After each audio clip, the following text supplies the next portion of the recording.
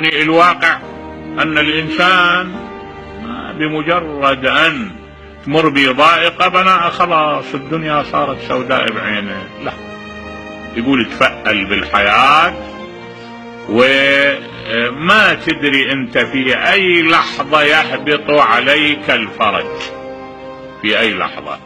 يعني قد يأتيك الفرج من حيث لا تحتسب.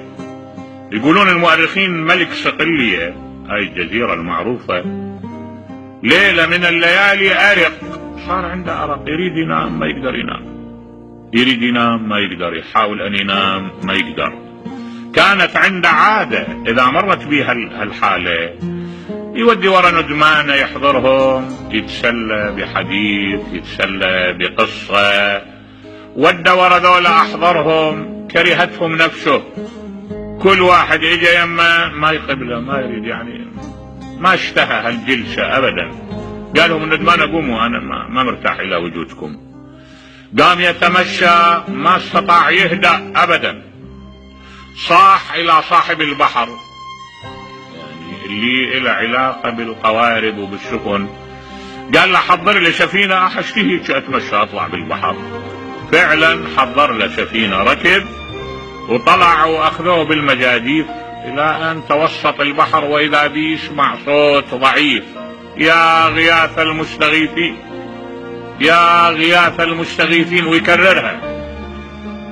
قالوا شوفوا لي مصدر الصوت. قالوا له من هنا. أمر الغواصين اللي قالوا انزلوا. نزلوا وإذا رجل يصارع الموج، يصارع الموت. أخذوه شالوه، جابه، قال له ما الخبر؟ قال له والله أنا أبحرت أمس بالليل، أبحرت أريد أروح في طريقي إلى مقصدي، وانكسر بنا المركب وظليت أصارع الأمواج ما أدري، وأصيح يا غياث المستغيثين، هاي ما عندي إلا هذا. هذا في حد ذاته هو اللي سبب لي الفرج. قال له سبحان من أرقك في قصرك، سبحان اللي خلاك ما تنام وما تهدأ وتطلع حتى تنقذني. فالواقع الإنسان ما يدري متى يأتيه الفرج. شفت قصة هواية رائعة يروها المؤرخين. أكو نوع من الطيور يسموه زرياب. هذا الطير أشبه شيء بالببغاء، يعني يحفظ، إذا سمع شيء يقلد الإنسان، يحفظ. هذا جابوا منه كمية، واحد بارت تجارته، عنده كم دينار يريد يشتغل بيها، ما لقى بيها مجال للعمل، وين يعمل بيها؟ مسدود الطرق، هي كم دينار قليلة ما يقدر ينافس فيها التجار. فسوى اجى اشترى مجموعة من هالطيور هاي، قال ابيعها. ذيك الليلة يقولون المؤرخين اجت موجة برد عنيفة، موتت الطيور كلها اللي عنده، ولم يبقى الا واحد، طائر واحد. اغلق عليه باب البيت وحط هذا الطائر ومتألم متأثر، وقام يصيح يا رب يا غياث المستغيثين أغثني، ويكررها. هذا الطير تنبه، أتقنها للجملة، عرفها، قام يقلدها، قام يقول الطير يا غياث المستغيثين.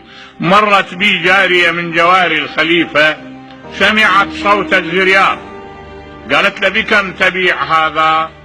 قالها ب1000 دينار. قالت له خفض عليه، قالها بدون 1000 ما يبيعه. فدفعت إليه 1000 دينار.